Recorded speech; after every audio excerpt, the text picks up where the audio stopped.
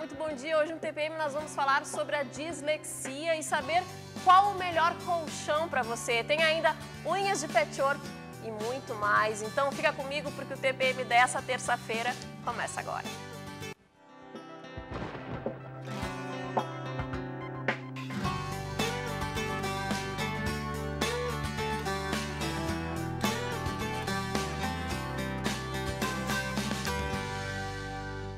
E a gente inicia o programa de hoje falando sobre a dislexia. É com grande prazer que eu recebo aqui no estúdio a fonoaudióloga e professora da UBRA, a Sheila Petri Rockenbach, para falar sobre esse assunto. Tudo bem, Sheila? Tudo bem, bom dia a todos. Bom dia, seja bem-vinda aqui ao programa. O que é a dislexia, afinal? É uma doença, né? Eu posso classificar ela como uma doença?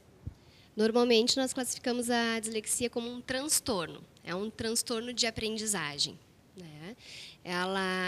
Hoje a gente sabe que em torno de 5 a 10% da população mundial apresenta esse tipo de transtorno, entre crianças e adultos. Mas muita gente confunde, né, a dislexia com déficit de atenção, falta de atenção, né? Poxa, quem tem dislexia é aquela pessoa que não consegue prestar atenção em nada. Por que tem tanta essa confusão aí entre o déficit de atenção e a dislexia? Bom, a dislexia é um transtorno e o déficit de atenção é outro transtorno diferente. Elas acabam muitas vezes se confundindo porque a criança, mais especificamente, que apresenta a dislexia, em função dessa dificuldade que ela tem, que na verdade é dificuldade para ler e para escrever, ela acaba tendo tanta dificuldade que ela não consegue se ater a esse procedimento dentro da sala de aula. Ou seja, ela faz que ela não preste atenção naquilo. Exatamente. Como é algo muito difícil para ela executar, e normalmente, num período de sala de aula, uma criança que está no segundo, terceiro ano, com 8, 9 anos de idade, a tarefa dela é ler e escrever. Como ela tem muita dificuldade para fazer isso, ela acaba se dispersando e aí muitas vezes é julgada como tendo déficit de atenção. Então, na verdade, a dislexia ela pode causar uma dificuldade de atenção, mas ela não é a causa da dislexia. Não, e se fala há pouco tempo também, né? Eu não sei precisar o tempo, mas acredito que de uns 10, 15 anos para cá é que se tem falado na dislexia, né? Pelo menos eu não me lembro. Na minha infância, que eu não vou falar quanto tempo. Ela já existia, mas não tinha o diagnóstico. Né? Até porque o diagnóstico da dislexia é um diagnóstico difícil de ser feito. Ele não é tão simples assim, tanto é que tu precisa de uma equipe multiprofissional, normalmente um psicólogo, um fonoaudiólogo, um psicopedagogo, em alguns momentos um neurologista também, para poder fazer esse diagnóstico. E ele, além de ser um diagnóstico que precisa de vários profissionais envolvidos para que seja feito, ele ainda é um diagnóstico de exclusão. Tu tem que excluir que essa criança não tenha problema auditivo, que ela não tenha problema cognitivo, que ela não tenha problemas visuais, para que então a gente possa chegar num diagnóstico de dislexia. É hereditário, né? O que causa essa dislexia, né? Como é que eu sei como é que eu sei se o meu filho pode ser uma criança dislexa ou não? Então, a dislexia ela tem causa genética e então também hereditária, né? A dislexia ela só vai ser diagnosticada em torno de 8, 9 anos de idade, quando essa criança estiver no segundo, terceiro ano. Porque no primeiro ano ela ainda está aprendendo o processo de leitura e de escrita, então fica muito difícil de poder diagnosticar. Mas o que já se percebe na criança que está lá ainda com 4, 5 anos, é que são crianças que possuem dificuldade para desenhar, são crianças que possuem dificuldade para construir quebra-cabeça, são crianças que possuem, às vezes, dificuldade de atenção, não têm tanto interesse por material visual com escrita, com símbolos. Elas têm essa dificuldade muitas vezes de cantar, de rimas. No primeiro ano são as crianças que têm um certo desinteresse para aprender a ler e escrever, justamente pela sua dificuldade, não por preguiça, como muitos dizem, mas pela dificuldade que ela apresenta. São crianças que vão ter dificuldade inicial de copiar palavras do quadro, de copiar palavras de um livro, né? São crianças que vão ter dificuldade nessas tarefas. Normalmente, elas são pessoas que têm muito o verbal desenvolvido.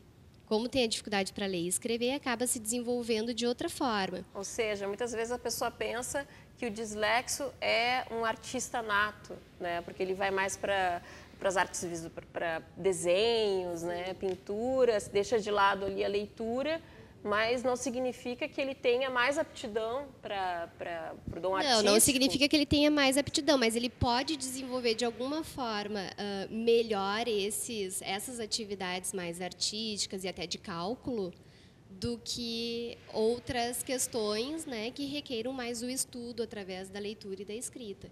E mesmo assim, quando o disléxico se descobre, enquanto uma pessoa que tem dificuldade para a leitura, ele acaba utilizando outras estratégias para que ele possa, na verdade, compensar essa dificuldade dele.